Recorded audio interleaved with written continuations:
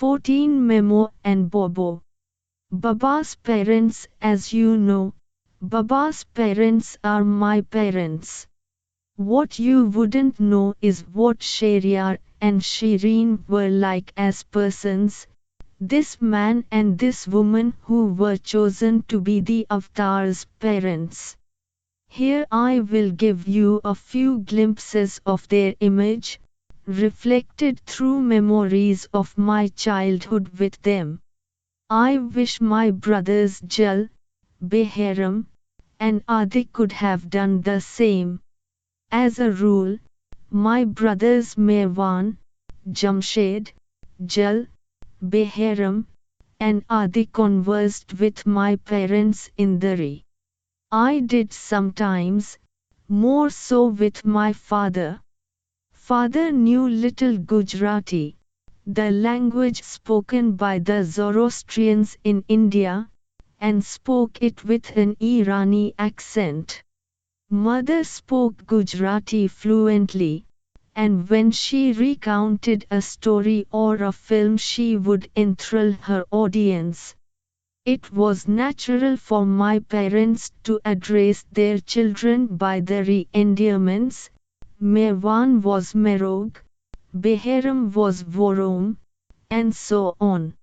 In the same way, my parents were Shorog and Shirinog to each other. For us children, our mother was Memo and father was Bobo. Memo and Bobo were very different from each other in every way. In age they were 25 years apart, and in temperament and outlook they were poles apart. But they made a perfect pair as parents for God on earth in this Advent. Referring to his father, Baba said to us on several occasions, "There is no match for my father, no match for him in the whole wide world. That is why I chose to be born to him." The last time Baba said this was in 1968 at Guru Prasad. Baba's hand gestures were swift and his eyes were soft with love, as he spoke thus of Shahryar, his Bobo.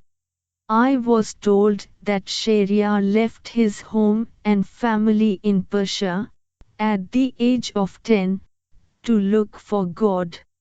The boy's search for God brought him to India, and here he wandered for many years as a dervish, ascetic. He wandered on foot all over India, crossing mountains, fording rivers, nearly dying while tramping across a desert. He went through great adventures and experiences until, at the age of 30, his wanderings came to an end by the command of God. In the midst of his wanderings, one day Shahryar heard a voice telling him to go back into the world and await him. In response to this highest command, Shahryar turned back, married, got a job as a gardener, started a tea restaurant, and finally had a toddy business. In the world, Shahryar carried out every duty and responsibility, but at all times he remained unattached to the results. So here was Baba's father, a living example of what Baba wants us to be, in the world, but not of it. This was evident to us in the daily instances of domestic life and in any trials suffered by the family. Whatever befell him or his family, Shahryar accepted as God's will. My ancestors were Zoroastrians in Persia. When a fresh wave of religious persecution broke out there, my mother's family migrated to India. Such migrants were called Iranis and were absorbed by the Parsi community of Zoroastrians who had left Persia centuries ago. These Parsis in India helped their fellow Zoroastrians who escaped from Persia, giving them jobs in their households, in their shops, and in their gardens. After he gave up his wandering, the first job my father got was that of a gardener, working for a rich Parsi family in Pune. And what an incredible gardener Sharia proved to be. Anything he touched in that spacious garden blossomed and flourished with ease. Perhaps this was because while his hands worked in the soil, God's name worked in his soul continually. Some time later, my father left that job to start a tea restaurant. At parting, his Parsi employer said, "Please, Sharia ji, please come once in a while and look at my garden. You don't have to do anything.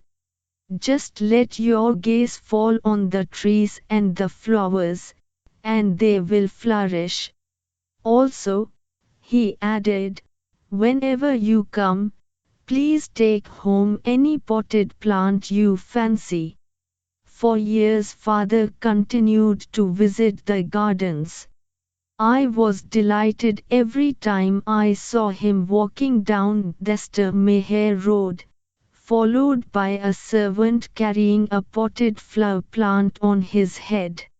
My favorite memory is of a little rosebush with a single red rose bobbing up and down on the servant's head.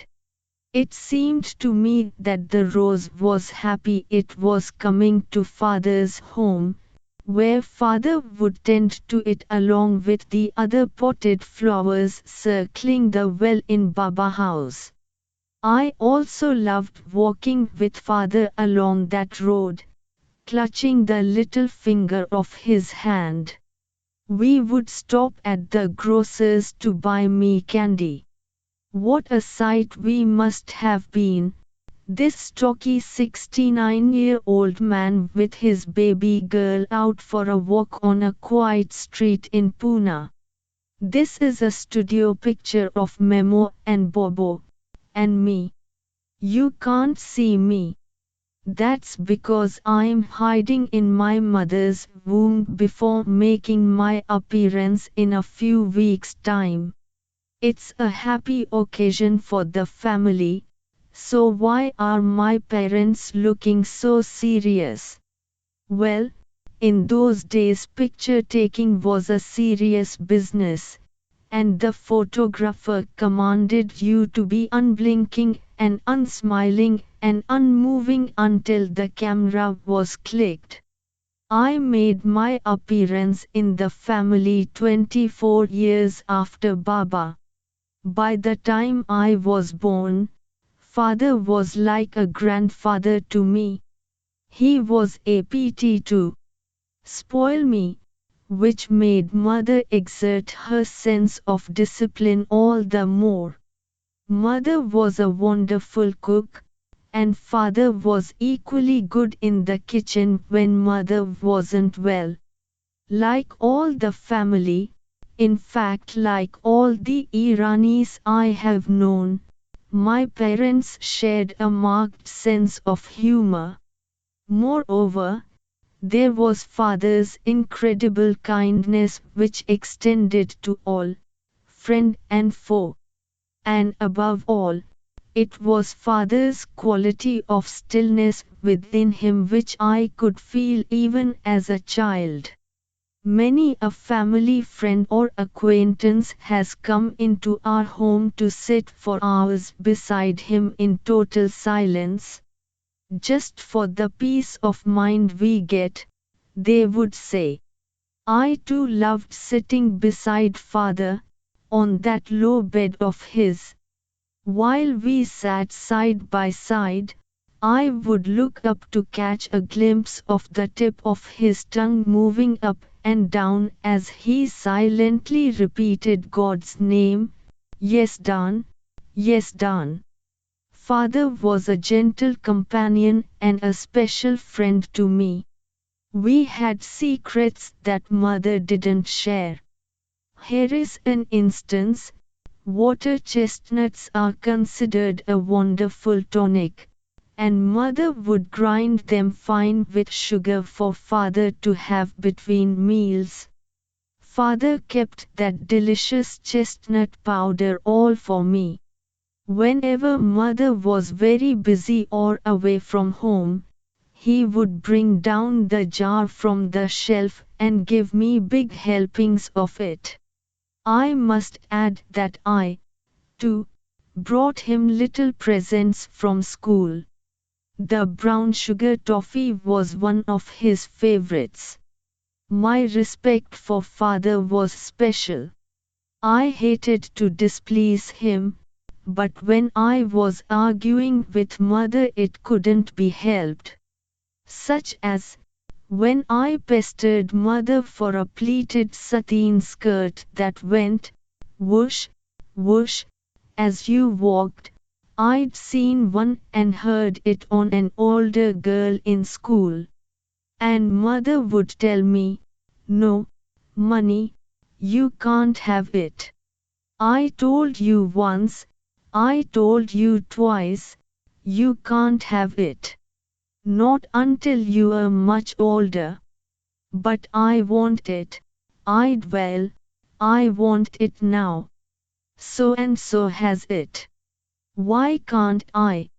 Then father would say in his imperfect Gujarati, "Money, stop pestering Mamo." And I'd know I was displeasing him. But when he was really displeased, he would add, "Money, may God be good to you. Money, Kodai tara bala karai." Even his scolding was a blessing. I would stop immediately. I never overstepped father's blessing. Mother was really an excellent mother. She maintained and managed the house and family with much care, and possessed great intelligence and wit. Mother was the practical one. I guess she had to be, with a husband who was too generous with his worldly goods, giving money and things away to anyone he felt was in need. This would disturb my mother because she would have to penny pinch on the household budget. I would often find my parents looking at the same object from two different angles. Mother saw a thing from the material angle. Father looked at it only from the spiritual angle. Mother always discussed everything with father at the end of the day. While playing trains by myself, making a train out of empty matchboxes, I would hear her say, "Shorog, such and such a thing happened this morning," or, "I heard so and so saying this and that about us." As she went on and on, I would be struck by her logic. Not a single false note fell on my ears, and I would say to myself, "Memo is right. What she says is so true."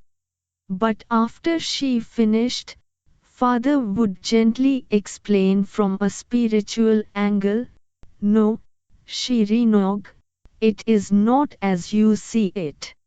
It is really like this," and so on. Hearing him I would find myself saying in wonder, "But of course, Bobo is right. What he says is so true." And so as a child I learnt much from the daily interactions between my parents.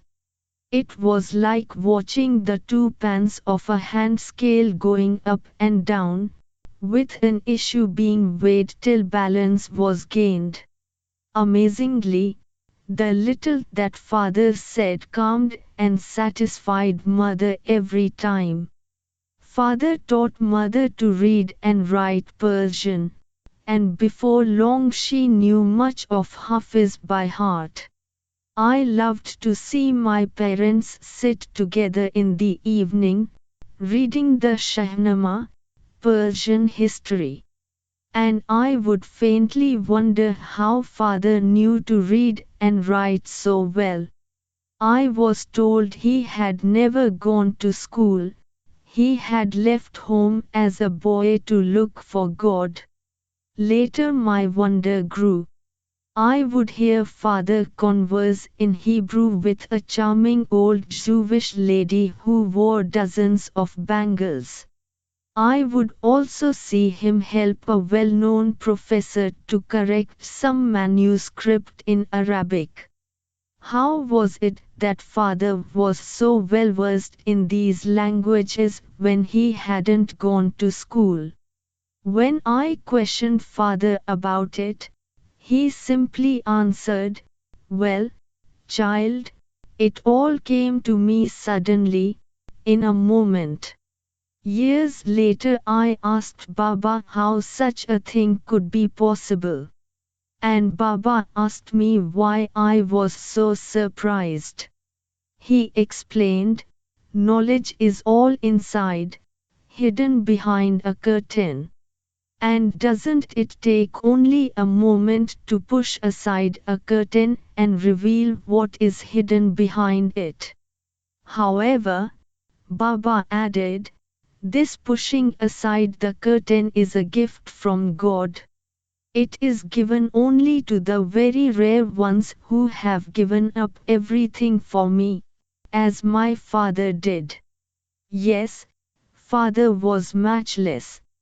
But my heart would often go out to mother.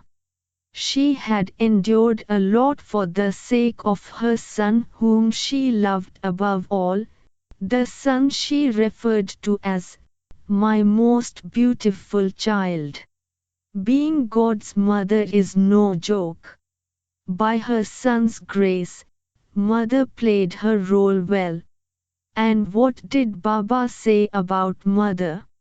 Although in their human relationship of mother and son there were sometimes arguments between them, Baba was never pleased when others were critical of her.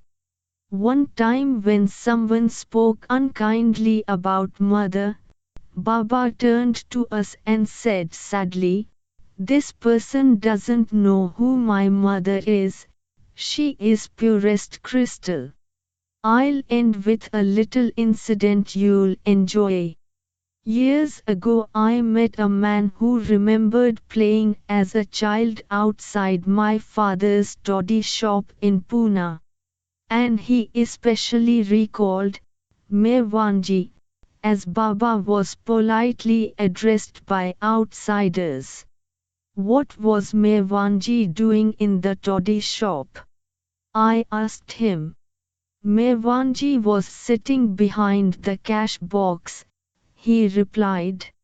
In the afternoons all these fakirs would come round. Then Mevanji would put his hand in the cash box and bring out fistfuls of silver coins.